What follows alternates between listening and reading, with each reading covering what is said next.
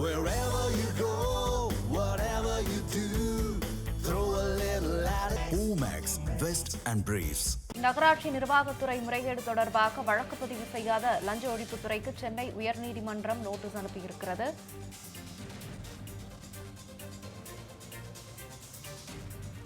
பணி நியமன முறைகேடு தொடர்பாக வழக்கு பதிவு செய்ய நீதிமன்றம் பிறப்பித்த உத்தரவை அமல்படுத்தவில்லை என்பதால் இந்த நோட்டீஸ் பிறப்பிக்கப்பட்டிருக்கிறது.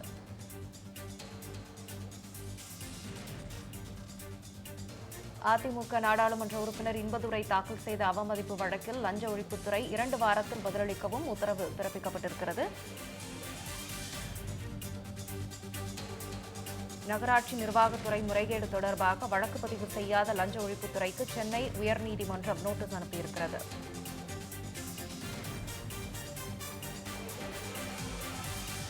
பணி நியமன முறைகேடு தொடர்பாக வழக்கு பதிவு செய்ய நீதிமன்றம் பிறப்பித்த உத்தரவை அமல்படுத்தப்படவில்லை என்பதாலும் இந்த நோட்டீஸ் பிறப்பிக்கப்பட்டிருக்கிறது.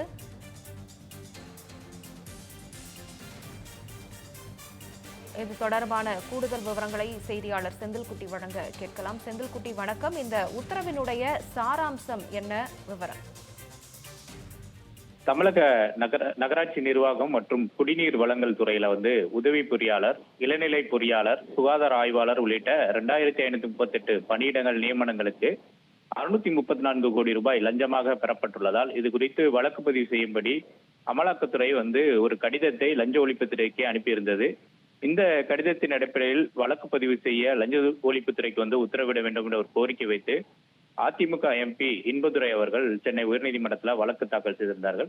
இந்த வழக்கை விசாரித்த சென்னை உயர்நீதிமன்ற தலைமை நீதிபதி அமர்வானது அமலாக்கத்துறை அனுப்பிய தகவலின் ஆதாரங்கள் உள்ளதாக கூறி அதன் அடிப்படையில் உடனடியாக வழக்கு பதிவு செய்யும்படி லஞ்ச ஒழிப்புத்துறைக்கு ஒரு உத்தரவை பிறப்பித்திருந்தது.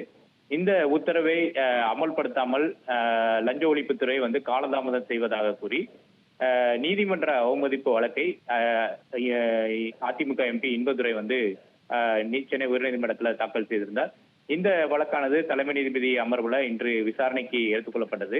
அப்போது அரசு தரப்புல ஆஜரான தலைமை வழக்கறிஞர் வழக்கு பதிவு செய்ய கோரி பிறப்பித்த உத்தரவை எதிர்த்து சென்னை உயர்நீதிமன்றத்திலே மறு ஆய்வு மனு ஒன்று தாக்கல் செய்ய முடிவு செய்திருப்பதாக நீதிமன்றத்தில் தெரிவித்தார். இதையடுத்து நீதிமன்ற அவமதிப்பு வழக்கு தொடர்பாக அதிமுக எம்பி தொடர்ந்திருக்கக்கூடிய இந்த வழக்கு நீதிமன்ற அவமதிப்பு வழக்கு தொடர்பாக தமிழக லஞ்ச ஒழிப்புத்துறை 2 வாரத்துல பதிலளிக்க வேண்டும் என்ற ஒரு நோட்டீஸை தலைமை நீதிபதி அமர்வானது பிறப்பித்து 2 வாரத்துல லஞ்ச ஒழிப்புத்துறை இந்த வழக்கு தொடர்பாக பதிலளிக்க வேண்டும் என்று கூறி இந்த வழக்கின் விசாரணையை 2 வாரங்களுக்கு தள்ளி வைத்திருக்கிறார்கள். ராகப்பிரியா.